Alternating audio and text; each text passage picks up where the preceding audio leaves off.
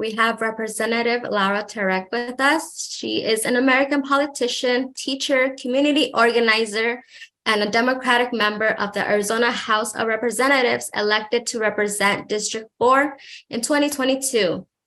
Can you start us off by mentioning policy bills that were hurtful for students that were being heard this year? Yeah, well, hello, and I'm recovering from a bit of laryngitis, so I hope you can still hear me okay. But I'd like to highlight a couple of different bills that we've seen. But before I get into that, I wanted to kind of piggyback on what Maria mentioned with that report. I read that report over the holiday, and as a former educator myself, I was very, very alarmed by that. And so I actually dropped a bill, HB 2748, to address this very issue and make Arizona one of those states that disallows this practice. Because I know that when students are missing school, it's largely, 9.5 times out of 10, it's out of their control, and there's something else that's going on. And I think that schools should be a place where we're looking to support students and especially support them with wraparound services. So what you mentioned about, the health clinic or, after school programs, things like that, those can all really, reduce absenteeism and promote the ideas that schools are community hubs. They're places of support. They're places where students and their families can turn to for support and help if needed. So that bill passed the House Education Committee 6-3 and unfortunately didn't advance any further than that. But it's an issue, the bill that I had 4 Republican co-sponsors on it, and it's something I plan to continue working on next year. So I hope that that's something that we can address in the future. As far as some of the bills that we've seen that are harmful to students this year, there are 3 specifically that I wanted to highlight. SB 1000, SB 1040, those are both discriminatory anti-trans pieces of legislation, and then HB 2460, which is an absenteeism bill. So I'll start with the absenteeism bill and then move into the others. So 2460 is reversing a law that was passed a number of years ago, just a few years ago actually, that would make it harder to suspend students in grades K through 4. So what this bill does is it allows those suspensions as long as they're only 2 days. But they're not capped. I mean, I believe there's a total cap at 10 days, but essentially you could still be stacking those, 2, and then the students could be back for a day and then another 2. And, when we were discussing this in committee, something that kept coming up over and over again was, well, what if you have a student who's, flipping tables and throwing chairs? Well, I had that exact thing happen in my kindergarten classroom. And what I would say about that is when we're seeing students, when we're seeing young students, we're talking about really young kids here, when they're displaying those types of behaviors, that is a child in crisis. That is a child who needs our support and who needs intervention and understanding, and just sending them the message that you're not welcome in school, go home, we're not going to deal with this, I believe absolutely sends them the wrong message. And the data is very clear that any time out of school is detrimental to students' long-term academic success. High school graduation rates go down. That's all very concerning. And that's not to say that there aren't or shouldn't be consequences for these types of behaviors. It just simply means that, being removed from the classroom or being removed from school isn't it. There are other ways that we can seek to address this. And it dovetails into some of the larger issues that we see in our public education system right now, which is a real significant lack of school counselors and school psychologists. So oftentimes a school district is sharing maybe one school psychologist or a counselor is shared between a number of sites. And, again, that's just something that I think we should look at addressing with the student themselves and looking at what's going on behind that behavior.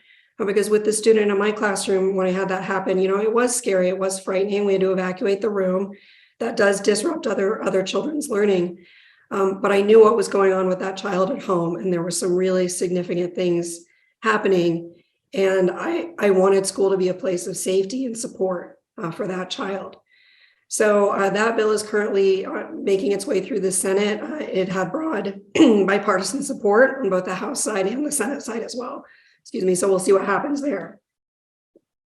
Then we have a couple of discriminatory anti-trans pieces of legislation that dictate what pronouns a student is to be called at school and where they're allowed to go to the bathroom. And just to set the scene for these bills, Governor Hobbs has been very clear that she will veto pieces of legislation like this. We know that they are headed for a veto. So to see them move through the legislature and to see us spend time debating bills like this when we could be focused on how we can support our public education system and how we can reduce absenteeism, all those good things, is very frustrating. And it makes me concerned about the message that we're sending to our LGBTQ and trans youth about what their state government thinks of them and how their state government is supporting them, which is not at all. They're working to make their lives harder. And I find that very, very, very disturbing on a personal level and on a wider level. I just don't believe that that is the role of state government to make our students' lives harder. And I can't imagine, as a high school student walking around the halls and wondering, well, am I legally allowed to go to that bathroom versus this bathroom? Again, when they should be focused on learning and, prom and what they're going to do after graduation. These are just not the bills that I would like to see us moving forward with. Thank you so much. I appreciate so much your work that you're doing there continuously, and even with the work to address this specific issue of suspending for missing class.